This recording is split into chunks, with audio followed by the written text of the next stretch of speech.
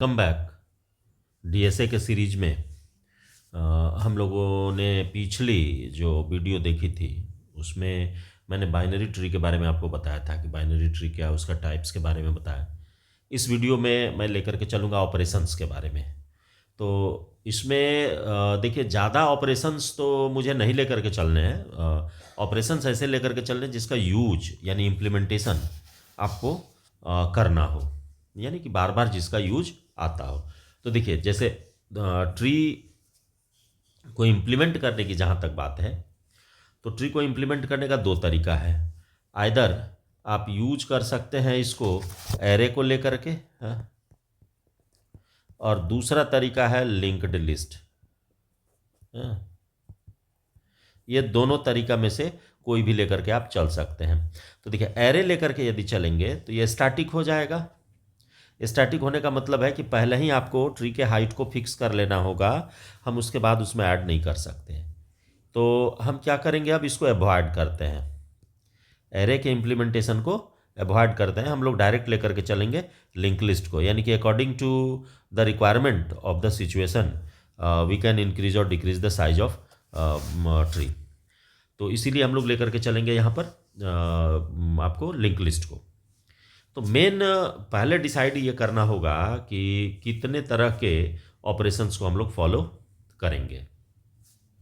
तो देखिए नॉर्मली मैंने 8 ऑपरेशंस लेकर के यहाँ पर लिख दिया है आपको कि पहला इंसर्शन के लिए, दूसरा डिलीशन है, सर्च है, हाइट है कि कितना हाइट है, और इसके बाद ट्राइवर्सल्स आपको लेकर के चलेंगे चारों, यानी in order, pre order, post order और लेवल ऑर्डर। यहाँ पर देखिए एक चीज़ ध्यान देने की बात है कि इंसर्शन में लेकर के चलेंगे तो अब हम क्या करेंगे कि नोड को या इंसर्शन का जो ऑपरेशन है उसको तोड़ देंगे, यानी कि दो पार्ट में डिवाइड कर देंगे। एक लेकर के चलेंगे क्रिएट, क्रिएट यानी कि नोड को क्रिएट करना, और दूसरा लेकर के चलेंगे इंसर्ट। इसलिए कि मैंने अभी तक जितना भी ऑपरेशन आपको बताया है, चाहे वो डेटा स्ट्रक्चर मेरा लिंक लिस्ट को लेकर के आप देख लीजिए, क्यू को लेकर के देखिए या स्टैक को लेकर के देखिए, मैंने इस दोनों ऑपरेशन को एक साथ बताया। अब यहाँ पर ट्री में क्या करूँगा, दोनों को तोड़ दूंगा। नोड बनाने का तरीका कि सिर्फ नोड बने, और दूसरा कि हम उसको जहाँ ज़रूरत पड़े वहाँ पर कॉल करके इंसर्ट कर सकें। तो चलिए स्टार्ट करते हैं, एक एक करके आपको समझाते हैं, बताते चले जाते हैं, यानी कि क्या क्या आपको लेना पड़ेगा। देखिए मैंने ऑलमोस्ट ऑपरेशंस लिख दिया है, लेकिन आपको मैं समझाने का काम वन बाय वन ही करूँगा और धीरे धीरे चलूँगा ताकि आप भी इसको आसानी से इम्प्लीमेंट कर लीजिए। तो देखिए सबसे मेन है कि बाइनरी ट्री के इम्प्लीमेंटेशन के लिए मैंने यहाँ पर लेकर के चला कि लिंक्ड लिस्ट रिप्रेजेंटेशन को लेकर के मैं चला हूँ। तो यहाँ पर कुछ हमें ज़रूरत पड़ेगा कि इंसर्ट करने में या डिलीट करने में, यहाँ पर क्यू का, तो क्यू का, तो इसलिए मैंने यहाँ पर देखिए मैं आपको क्लियर कट बता दे रहा हूँ, ये जो मैंने हैश डिफाइन मैक्स साइज 25 लिया, ये उसी क्यू के लिए लिया हूँ और मेरा यूज नहीं है। और एक यहाँ पर मैं डिफाइन किया हूँ मैक्रो का। यह मैक्रो अभी आपको समझाना ठीक नहीं रहेगा, ऑपरेशंस के समय मैं बताऊंगा। मैक्रो जैसा कि आप जानते हैं कि ये एक फंक्शन है और सिंगल लाइन फंक्शन है, हाँ? और ये क्या होता है, इसका एग्जीक्यूशन जो है वो फास्ट होता है और ये इंटीजर टाइप के डेटा को हैंडल करता है। तो यहाँ पर मैंने मैक्स में 2 लिया है कि ए और बी, यदि ए बड़ा होता है बी से तो रिटर्न करो ए को, अदरवाइज रिटर्न करो बी को, यानी कि मैक्स वाले को हमको रिटर्न कराना है, मैक्सिमम को रिटर्न कराना है। और इसका कोई यूज नहीं है, मैं इसको फंक्शन के रूप में भी ले सकता था, लेकिन फिर वहाँ पर आकर के बात आ जाती कि इस फंक्शन का यूज क्या है, क्यों बना रहे हैं। तो उससे ज़्यादा बेटर है कि मैंने एक लाइन का था, इसमें किंतु परंतु कुछ था नहीं, कोई स्टेटमेंट विशेष नहीं देना था, सिर्फ हमें मैक्स वाले को रिटर्न करना था, इसलिए यहाँ पर ले लिया मैक्स नाम से एक मैक्रो। अब देखिए सबसे मेन चीज़ जो कि अभी तक हम लोगों ने पढ़ा, और मैंने जब बाइनरी ट्री आपको बताना स्टार्ट किया था तो उस समय ये बताया था कि देखो ये ऐसे बन रहा है नोड, यदि कि चूंकि मेरा रूट भी बनेगा तो रूट यहाँ आ जाएगा, ये लेफ्ट ट्री हो जाएगा और ये राइट हो जाएगा। इसकी चर्चा मैं पिछले ही वीडियो में आपको कर चुका हूँ। तो अब है कि इसको बनाना कैसे, ये बनेगा कैसे, हाँ, ये नोड बनेगा कैसे। तो देखिए इसके लिए स्ट्रक्चर लेना पड़ेगा। तो यहाँ पर मैंने एक लिया typedef struct tree node, tree के नोड के लिए स्ट्रक्ट ट्री नोड का एक लेफ्ट बना लिया और एक राइट बना लिया, और यहाँ पर वैल्यू ले लिया, जिसको कि मैं पिछली वीडियो में जो मेरा उन्हें लीनियर डेटा स्ट्रक्चर की जहाँ तक है बात, तो वहाँ पर मैं इसको इन्फो लेकर के चल रहा था, यहाँ मैंने वैल्यू ले लिया। आप इन्फो भी लेकर के चल सकते हैं। ये वेरिएबल है एक्चुअली। देखो आप नाम पर नहीं जाना कि वहाँ इन्फो बार बार बता रहे थे, यहाँ पर आकर के वैल ले लिए, तो ये एक्चुअली वैल्यू को कंटेन करने के लिए वेरिएबल है, इसलिए इसमें नाम में कोई कुछ रखा नहीं है। अब देखो, और ये राइट हो ही गया, और इसका मैंने एक निक नेम बना लिया, क्या, ट्री, यानी कि स्ट्रक्ट ट्री नोड के जगह पर अब हमें लिखना है सिर्फ ट्री। ये क्लियर हो गया, ये तो आप पहले भी जानते हैं। तो देखिए मैंने सबसे पहला, आप जैसे हेड लिया करते थे हम लोग लिंक लिस्ट में, तो यहाँ पर हम लोग ये भी जान रहे हैं कि ट्री के टॉप मोस्ट नोड को हम लोग क्या कहते हैं, रूट के नाम से जानते हैं। तो मैंने यहाँ पर ट्री का एक वेरिएबल बना लिया रूट पॉइंटर टाइप का, और इसमें स्टोर कर दिया नल। ये याद होगा इस ऑपरेशन के लिए वहाँ पर मैं लिया करता था इम्प्टी, और इम्प्टी को चूँकि कॉल करना पड़ता था, यहाँ पर मैंने ग्लोबल वेरिएबल ही ले लिया। वेरिएबल वहाँ भी ग्लोबल ही रहता था, लेकिन उसको इनिशलाइज करने के लिए इम्प्टी नाम के फंक्शन को मैं यूज करता था, लेकिन यहाँ पर मैंने डायरेक्ट कर दिया। यहाँ तक भी आपको कोई दिक्कत नहीं है। अब आइए कि नोड के क्रिएशन के लिए, तो नोड के क्रिएशन के लिए मैंने एक क्रिएट नाम से, अभी जस्ट मैंने आपको बता दिया है कि क्रिएट के नाम से मैंने नोड के इंसर्शन को मैंने तोड़ दिया, तोड़ करके दो पार्ट कर दिया कि नोड का क्रिएशन अलग, और चूंकि इसको कॉल करना रहेगा, बीच में और कहीं लिखने की आवश्यकता नहीं पड़ेगी। तो देखिए नोड के क्रिएट में आते हैं, और क्रिएट में जो भी डेटा आएगा उस डेटा को लेकर के एक नोड बनाना है। तो ट्री न्यू नोड के नाम से आया, इक्वल टू, और आप मेलॉक के बारे में अच्छी तरीके से परिचित हैं, साइज ऑफ, ये इसको बताने की आवश्यकता है नहीं। ये चूँकि डायनामिकली मैंने एलोकेट किया किसको, न्यू नोड नाम से, और उसको डायनामिकली एलोकेट करके बनाया, यानी कि नोड मेरा बन करके ये वाला तैयार हो गया। यहाँ पर किस नाम से, न्यू नोड, इस नाम से ये बन करके तैयार हो गया। अब हमें ये चेक करना है कि ये न्यू नोड बना या नहीं बना, यानी कि डायनामिकली मेमोरी एलोकेट हुआ या नहीं। तो यहाँ पर देखिए इफ लगा दिया मैं कि new node equal to null. यदि खाली है तो इसका मतलब है कि एलोकेशन नहीं हुआ, तो नहीं हुआ तो मैंने यहाँ पर मैसेज दे दिया memory can not be allocated for a new node, और यहीं से रिटर्न कर गया क्या, नल। चूँकि रिटर्न टाइप देखिए मैंने ट्री एस्ट्रिक दिया है, तो ट्री एस्ट्रिक देने का मतलब है कि नोड बना करके और उसको रिटर्न कराना है। और यदि मान लो नोड बन गया, तो नोड बन करके तैयार हो गया, तो कंट्रोल ऑटोमेटिक इसके अंदर जाएगा नहीं जाएगा, तो कंट्रोल यहाँ से सीधा नीचे आएगा। देखो न्यू नोड के लेफ्ट में डाल दिया नल, राइट में भी डाला नल, और वैल्यू में रख दिया किसको, डेटा को। तो यानी कि ये जो नोड बना, नोड में ये नल, ये भी नल, और यहाँ आ गया आपका जो डेटा डाला हुआ था वो, यानी ये नोड बन के तैयार है। और इसी को यहाँ पर क्या कर दिया, रिटर्न कर दिया। यानी कि जहाँ भी आप क्रिएट को कॉल करेंगे, ये एक नोड नया बनाएगा, जो डेटा आप भेजेंगे उस डेटा को उसमें रखेगा और नोड को रिटर्न कर देगा। ये क्लियर है। अब देखिए जब ये नोड आप क्रिएट करेंगे तो इसका यूज कहाँ करना होगा, इसको इंसर्ट करेंगे। इंसर्शन के लिए मैंने देखिए यहाँ नीचे एक ले रखा है मेथड इंसर्ट के नाम से, और इसमें वॉइड है, यानी ये रिटर्न नहीं करेगा। और जो डेटा पास किया जाएगा इसमें, तो देखो सबसे पहला काम क्या होता है कि पहले ये देखना कि रूट का स्टेटस क्या है। यानी याद करो आप इंसर्ट में जब लेकर के चला करते थे लिंक लिस्ट में, तो वहाँ भी आकर के हम लोग चेक करते थे कि हेड इक्वल टू नल, तो वो यही है, रूट इक्वल टू नल। यदि रूट नल है तो इसका मतलब है कि एक भी नोड एग्जिस्ट नहीं कर रहा। तो नहीं कर रहा है तो करना क्या है, नोड बनाना है। तो बनाना है तो देखो ट्री टाइप का न्यू नोड बना और क्रिएट को कॉल किया और इस डेटा को उठा करके इसमें भेज दिया। तो क्रिएट अभी जस्ट आपने देखा ही कि यहाँ से ये नोड बनाएगा, बना करके ये रिटर्न कर देगा। रिटर्न जो करेगा तो वो आकर के स्टोर हो जाएगा किस में, इस न्यू नोड में, यानी कि मेरा न्यू नोड बन करके तैयार हो गया।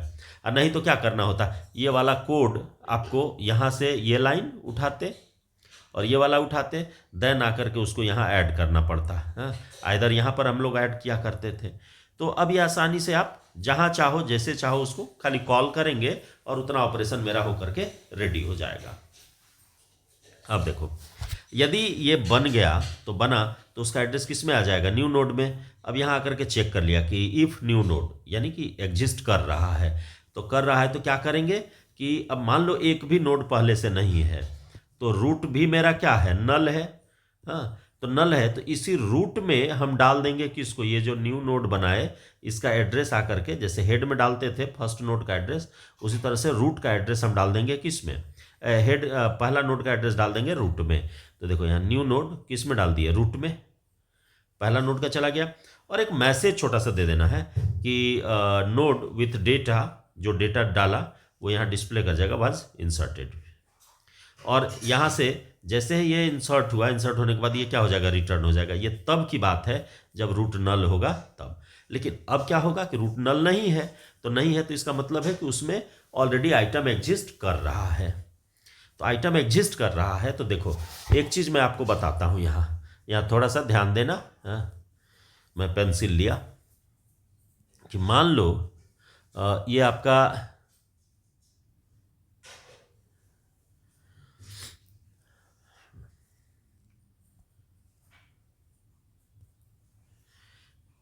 आपका नोड है पहला।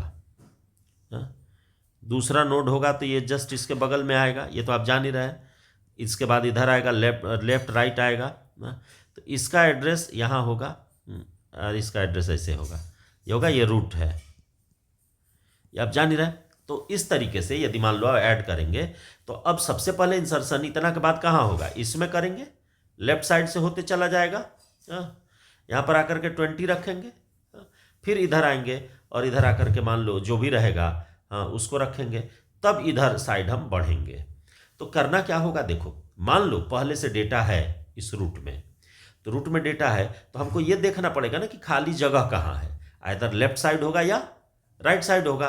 हाँ, तो अब आओ इसको मैं आपको बताता हूँ कि ये कैसे काम करता है।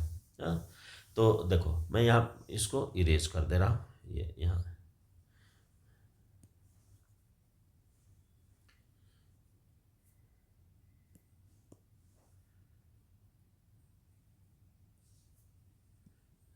अब देखो,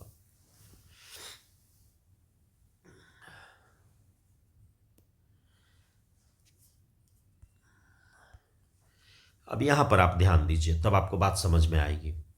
ये तो यहाँ तक वाली बात थी। ये यहाँ तक वही था पुराना वाला। अब देखिए यहाँ पर क्या किया मैं कि ट्री टाइप का एक क्यू ले लिया, और क्यू मेरा साइज इसका कितना हो गया, मैक्स साइज। मैक्स साइज कहाँ है, तो मैं ऊपर ही आपको बता चुका हूँ, ये 25 का है। 25 साइज का ये क्यू बन करके आपका रेडी हो गया। अब देखिए ट्री टाइप का एक न्यू नोड बनाया और न्यू नोड में डाल दिया क्या, नल। अब देखो फ्रंट -1 रेयर -1, क्लियर है।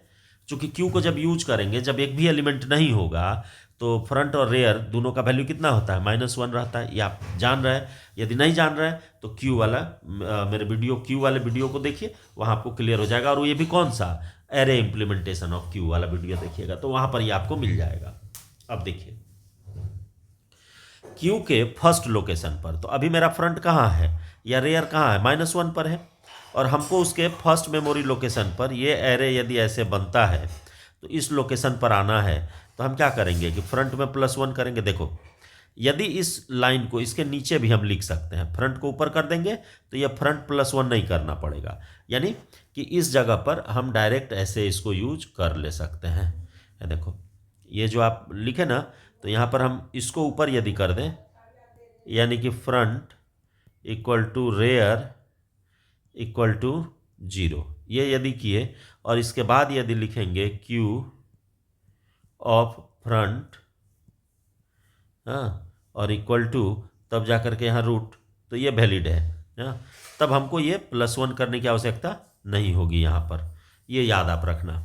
अब देखो अब जब ये पहला मेरा जो भी मेमोरी लोकेशन था रूट वाला, वो चला गया किस में, क्यू के फर्स्ट वाले लोकेशन पर। तो क्यू के फर्स्ट वाले लोकेशन पर जाने का मतलब हो गया कि थोड़ा सा आप इस डायग्राम पर ध्यान दीजिए तो आपको बात समझ में आएगी अच्छे तरीके से। देखिए ये मैं यहाँ पर सिर्फ पार्टीशन कर दे रहा हूँ। हाँ, अब देखो आप मान लो इसमें 1 है, यहाँ 2 है, यहाँ 3 है, ये नल है, ये भी नल है, ये भी नल है, ये भी नल है। आप सपोज करो ये है मेरा ना, और मेरा 1 जो है वो आकर के स्टोर हो गया कहाँ, यहाँ 1 आ गया।